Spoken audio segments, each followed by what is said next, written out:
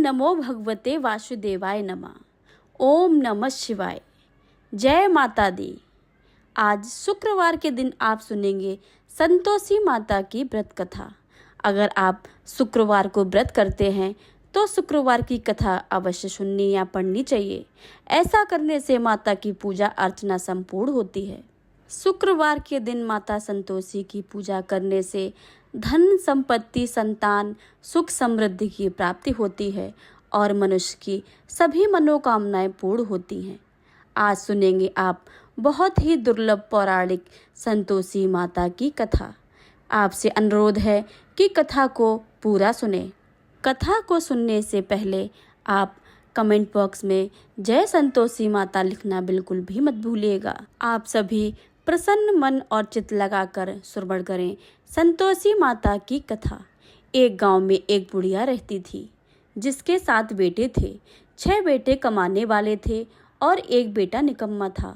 बुढ़िया माँ 6 पुत्रों को झूठा 7वें पुत्र को देती थी।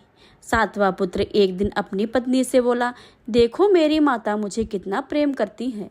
वह बोली, क्यों नहीं, सबका झूठा बचा हुआ तुमको खिलाती हैं। वह बोला, जब तक मैं आंखों से ना देखूंगा मैं मान नहीं सकता। पत्नी ने हंसकर कहा, देख लोगे तब तो मानोगे। कुछ दिन बाद एक बड़ा त्योहार आया। घर में 7 प्रकार के भोजन और चूरमा के लड्डू बने। वह पत्नी के बात को जांचने के लिए सिर दर्द का बहाना बनाकर पतला कपड़ा सिर पर ओढ़कर रसोई में जाकर सो गया और कपड़े में से सब कुछ देखता रहा। 6 भाई भोजन करने आए।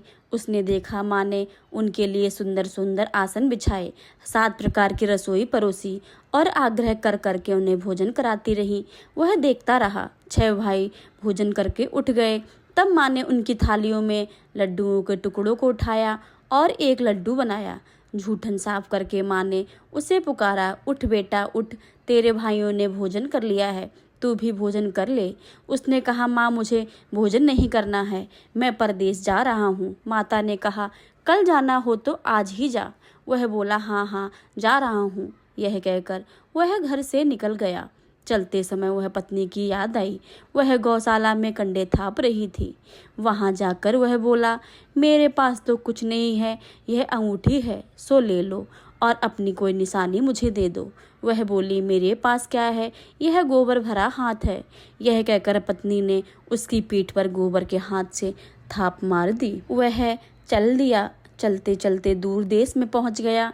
वहां एक साहूकार की दुकान थी। वहां जाकर बोला, सेठ जी मुझे नौकरी पर रख लो। साहूकार को नौकर की सख्त जरूरत थी।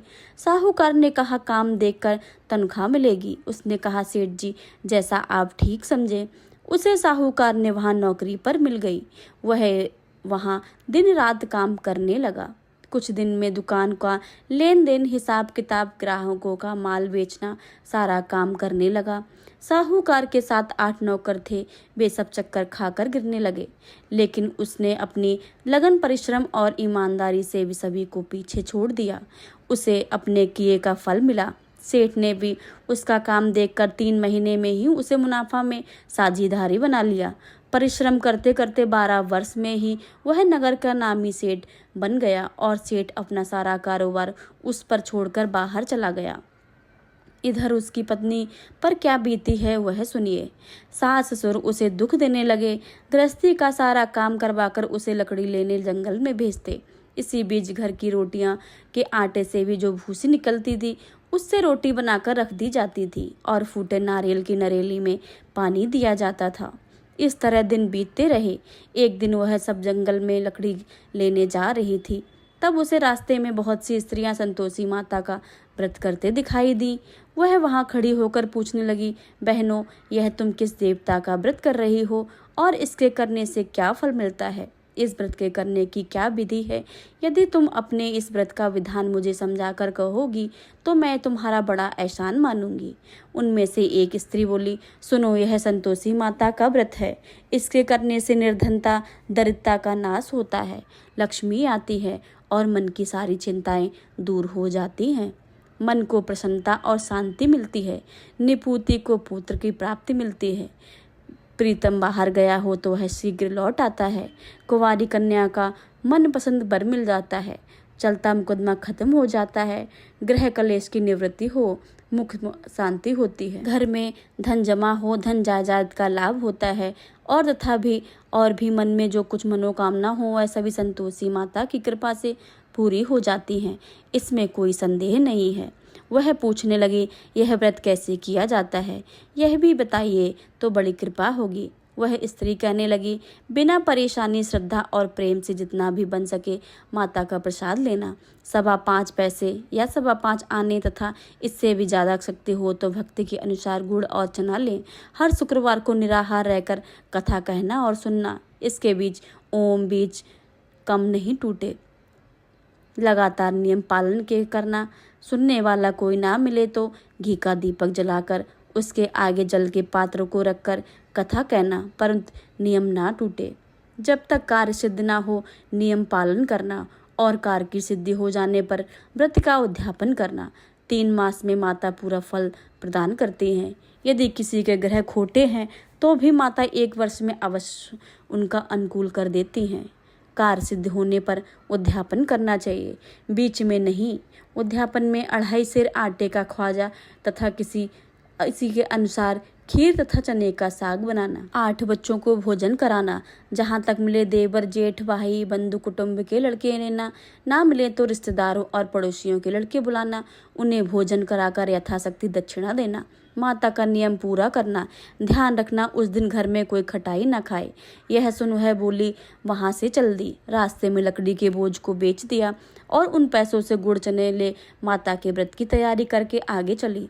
रास्ते में संतोषी माता के मंदिर में जा माता के चरणों में लौटने लगी और विनती करने लगी, माँ, मैं दीन हूँ, निपट मूर्ख हूँ, व्रत के कुछ नियम नहीं जानती हूँ, मैं बहुत दुखी हूँ। हे माता, मेरा दुख दूर करके मैं तेरी शरण में आई हूँ।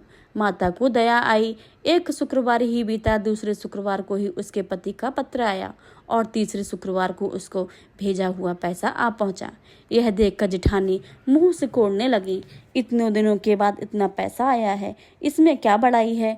लड़के ताने देने लगे, काकी के पास अब तो पत्र आने लगा है, रुपया आने लगा है, अब तो काकी की खातिरदारी बढ़ेगी, तो काकी को बुलाने से भी नहीं बोलेंगी। बेचारी सरलता से कहती, भैया पत्र आया है, रुपया आए हैं तो हम सबके लिए अच्छा है। ऐसा कहकर आंखों में आंसू भरकर संतोषी माता के मंदिर में जा पहुंची।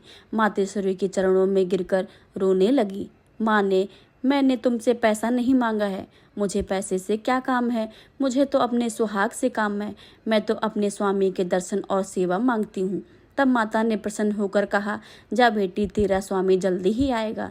यह सुनकर खुशी से बावली हो वह घर आकर काम करने लगी। संतोषी माँ विचार करने लगी, इस भोली पुत्री से मैंने कह तो दिया है कि तेरा पति शीघ्र आएगा, पर आएगा कहाँ से, वह तो इसे स्वप्न में भी याद नहीं करता है। उसकी याद दिलाने तो मुझे ही जाना पड़ेगा। संतोषी माता ने उस बुढ़िया के बेटे को स्वप्न में समझाया, पुत्र, तेरी घरवाली कष्ट उठा रही है।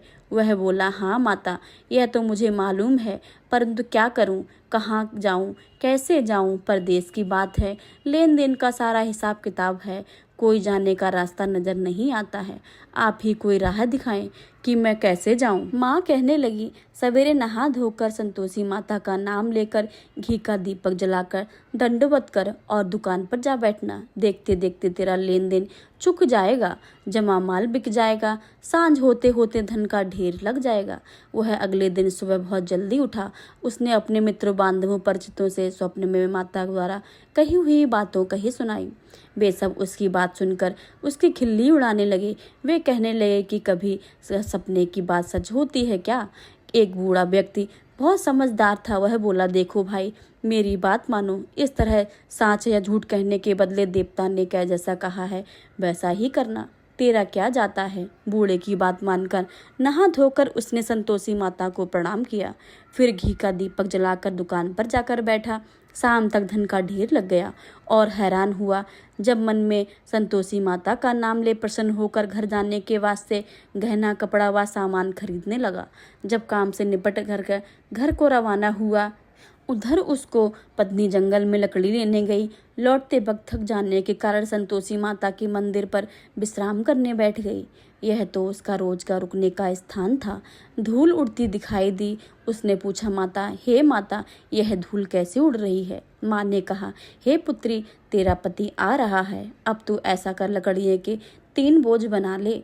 एक नदी के किनारे रख, दूसरा मेरे मंदिर पर और तीसरा अपने सिर पर रखकर तेरे पति को लकड़ी का गट्ठा देखकर मोह पैदा होगा और वहाँ यहाँ रुकेगा। नाश्ता पानी बनाकर खा, माँ से मिलने जाएगा। तू लकड़ी का बोझ उठाकर जाना और बीच चौक में गड्ढा डालकर 3 आवाज लगाना, लो सासू जी, लकड़ियों का गट्ठा ले लो, भूसी की रोटी दे दो, नारियल के खोपरे में पानी दे दो, आज कौन मेहमान आया है। संतोषी माँ की बात सुनकर वह बहुत प्रसन्न हुई और माँ से कहा, अच्छा, मैं जा रही हूँ। एक नदी के तट पर दूसरा माता के मंदिर पर रखा। इतने में ही मुसाफिर वहां आ पहुंचा। सूखी लकड़ी देखकर उसको इच्छा हुई कि वह यहीं विश्राम कर ले और भोजन बनाकर खा पी कर चले। इस प्रकार भोजन करके विश्राम करके वह अपने गांव में आ गया। उसी समय बहू सिर पर लकड़ी का गट्ठा लेकर आई थी। उसने गट्ठे को आंगन में डाल दिया, जोर से 3 आवाजें लगा दी, लो सासू जी, लकड़ी का गट्ठा ले लो, भूसी की रोटी दे दो, नारियल के खोपरे में पानी दे दो, आज कौन मेहमान आया है। यह बात सुनकर सासू ने अपने दिए हुए कष्टों को भुलाने के लिए बहू से कहा, तू ऐसा क्यों कहती है? तेरा मालिक ही तो आया है। बैठ, मीठा भात खाकर कपड़े गहने पहन। पत्नी की आवाज सुनकर उसका स्वामी बाहर आया। उसके हाथ में अपनी अंगूठी देखकर व्याकुल हो गया। उसने माँ से पूछा, माँ, यह कौन है? माँ बोली, तेरी पत्नी है। आज 12 वर्ष हो गए हैं। जब से तू गया है तब से ये सारे गांव में जानवर की तरह भटकती फिरती है, काम काज कुछ नहीं करती है, 4 समय आकर भोजन खाती, अब तुझे देखकर भूसे की रोटी मांग रही है। वह बोला, माँ, मैंने इसे भी देखा है और तुम्हें भी देखा है। मुझे दूसरे की घर की चाबी दे दो, मैं उसमें वहीं रहूंगा। ठीक है बेटा, जैसी तेरी मर्जी है, कहकर माँ ने चाबी का गुच्छा बेटे के सामने रख दिया। उसने दूसरे घर को खोलकर सारा सामान जमाया। एक ही दिन में वहां राजा की महल जैसा ठाट बाट बना गया। अब क्या था, वह सुख भोगने लगे। अगले शुक्रवार उसके पति से कहा, मुझे संतोषी माता का उद्यापन करना है। पति बोला, बहुत अच्छा है, खुशी से कर लो। वह उद्यापन की तैयारी करने लगी। जेठ के लड़कों को भोजन के लिए कहने गई। उन्होंने मंजूर कर लिया, परंतु पीछे से जेठानी ने अपने बच्चे को सिखलाया, देखो रे, भोजन के समय सब लोग खटाई मांगना, जैसा जिसमें उद्यापन पूरा ना हो। लड़के भोजन करने आए, खीर पेट भरकर खाई, परंतु बाद में याद आते ही कहने लगे, हमें खटाई खाने का मन कर रहा है, खीर नहीं खाना है, हमें भात नहीं खाना है, देखकर अरुचि होती है। लड़के उठ खड़े हुए, बोले, पैसा लाओ। बोली बहू कुछ नहीं जानती थी, उसने पैसे दे दिए। लड़कों ने बाजार जाकर उन पैसों से इमली खरीदी और खाई। यह देखकर बहू पर माताजी ने कोप किया। राजा के दूध उसके पति को पकड़कर ले गए। अब सब मालूम हो जाएगा जब जेल की रोटी खाएगा। बहू से यह वचन सहन नहीं हुए। वह संतोषी माता के मंदिर में गई और कहने लगी, हे माता रानी, तुमने यह क्या किया है? हंसाकर क्यों रुलाने लगी हो? माता बोली, पुत्री, तूने मेरा व्रत भंग किया है, इतनी जल्दी सब बातें भुला दी। वह बोली, माता, भूली नहीं हूँ, ना कुछ अपराध किया है, मुझे तो लड़कों ने भूल डाल दिया है, मुझे क्षमा करो। माँ बोली, ऐसी भूल भी कहीं होती है? यह बोली, अब भूल कभी नहीं होगी। अब आप बताइए कि मेरा पति कैसे आएगा? माँ बोली, पुत्री, जा, तेरा पति तुझे रास्ते में ही आता मिलेगा। वह मंदिर से निकलकर बाहर आई तो रास्ते में उसे अपने पति को आता हुआ देखा। उसने पूछा, कहाँ गए थे? वह बोला, इतना धन जो कमाया है उसका कर राजा ने मांगा था, वह भरने गया था। वह प्रसन्न होकर बोली, भला हुआ, अब घर चलो। फिर अगला शुक्रवार आया। वह बोली, मुझे माता का उद्यापन करना है। पति ने कहा, ठीक है, करो। वह फिर जेठ के लड़कों से भोजन करने को कह गई। जेठानी ने लड़कों को सिखा दिया कि तुम पहले के जैसे ही खटाई मांगना। लड़के भोजन करने लेकर आए बैठे, लेकिन भोजन करने से पहले ही कहने लगे, हमें खीर पूरी नहीं भाती है, जी बिगड़ता है, कुछ खटाई खाने को दे दो। वह बोली, खटाई खाने को नहीं मिलेगी, खाना है तो खाओ। उनके उठकर चले जाने पर उसने ब्राह्मणों के लड़के को बुलाकर भोजन करवाया। दक्षिणा की जगह उन्हें एक एक फल दिया। इससे माता संतोषी प्रसन्न हो गई। माता की कृपा से 9 महीने बाद उसे चंद्रमा के समान एक सुंदर पुत्र पैदा हुआ। पुत्र को लेकर वह प्रतिदिन संतोषी माता के मंदिर में जाने लगी। माँ ने सोचा कि यह रोज आती है, क्यों ना मैं इसके घर चलूं, का आसरा तो देखूं तो सही। यह विचार करके माता ने भयानक रूप बनाया। गुड़ और चने से सना मुख, ऊपर से सूंड का समान होंठ, उस पर मक्खियां भिनभिना रही थीं। दहलीज में पैर रखते ही उसकी सास चिल्लाई, देखो रे, कोई चुड़ैल डाकनी चली आ रही है, लड़के इसे भगाओ, नहीं तो सबको खा जाएगी। बहू रोशनदान से देख रही थी। वह प्रसन्न होकर उठी, आज मेरी माता मेरे घर आई हैं। यह कहकर दूध पीते बच्चे को गोद से उतार दिया। इस पर उसकी सास को क्रोध से भरकर बोली, अरे इसे देखो कैसी उतावली हुई है, जो बच्चे को पटक दिया है। इतने में माँ के प्रताप से जहाँ देखो वहाँ लड़के ही लड़के नजर आने लगे। यह बोली, माँ जी, मैंने जिनका व्रत करती हूँ वह संतोषी माता ही हैं। इतना कहकर वह झट से घर के सारे किवाड़ खोल दिए। सबने माता के चरणें पकड़ लिए और विनती करके कहने लगे, हे माता, हम मूर्ख हैं, अज्ञानी हैं, तुम्हारे व्रत की विधि हम नहीं जानते हैं। तुम्हारा व्रत भंग करने का हमने बड़ा अपराध किया है। हे माता, हमारे सारे अपराधों को क्षमा करो। इस प्रकार बार बार कहने पर संतोषी माता प्रसन्न हुई। इसके बाद उसकी सास कहने लगी, हे माता संतोषी, आपने बहू को जैसा फल दिया है वैसा सबको देना। जो यह कथा सुने या पढ़े उसके सभी मनोरथ पूर्ण करना। प्रेम से बोलो संतोषी माता की जय। संतोषी माता की जय। आपको यह वीडियो पसंद आए तो वीडियो को लाइक करें, शेयर करें और कमेंट में जय माता संतोषी लिखना बिल्कुल भी मत भूलिएगा। अगर आप मेरे चैनल पर नए आए हैं तो चैनल को सब्सक्राइब करके बेल आइकन को जरूर दबा लें, ताकि आने वाली सभी वीडियो की नोटिफिकेशन सबसे पहले आपके पास पहुंचे। तो मिलते हैं अगली वीडियो में, तब तक के लिए जय श्री राधे कृष्णा। धन्यवाद।